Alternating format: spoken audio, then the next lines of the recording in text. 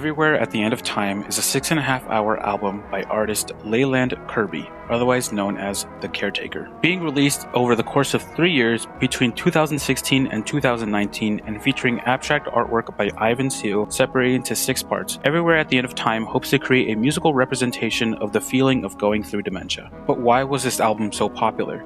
And what does it even mean to be listening to the feeling of dementia in the first place? I'll be exploring a little bit about Everywhere at the End of Time and why it is one of the most well-known and highly praised albums on the internet. Ivan Seal's artwork on the album was inspired by the late artist William Utermohlen, who was a 19th century artist that was diagnosed with dementia. Over the next few years, William would draw a portrait of himself every year as the dementia progressively got worse until he ultimately couldn't continue. These portraits now remain as a grim depiction of what dementia does to someone's mind.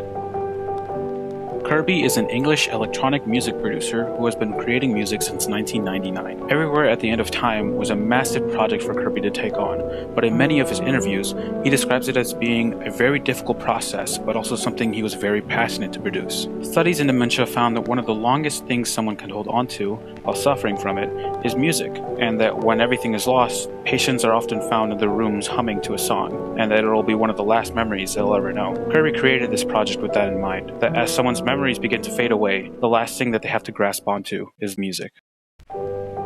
Stage 1 is filled with very calming music of the 1930s. There's a peaceful feeling to it as you're entering the first signs of memory loss, with some distortion here or there, but mainly happiness of remembrance. Stage 2 is similar to Stage 1 in that the music is still peaceful 1930s, but something is different. How did that part go again? Static fills your head as you recollect the music, and this stage marks the realization that something is wrong, but the refusal to accept it.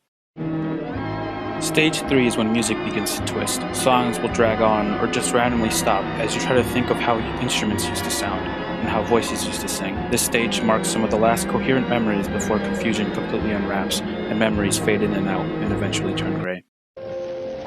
Stage 4 is when it turns into more of a collection of sounds than music. There's some sense of structure to it, but nothing makes sense and nothing sounds right. This stage is when the ability to recall memories gives away, as horror and confusion begins to settle in as you attempt to understand what's happened.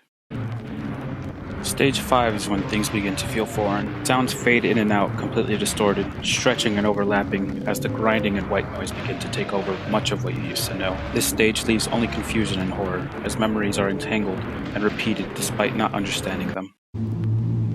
Stage 6. Quiet. You hear a sound in the distance.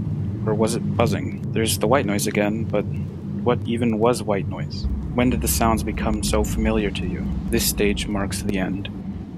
As the last few minutes of the 6.5-hour album begin to roll, there is a final feeling of memory. Sounds beautiful as the day you first heard them, suddenly filling your mind, as even the white noise becomes quiet for a moment. And then finally, nothing.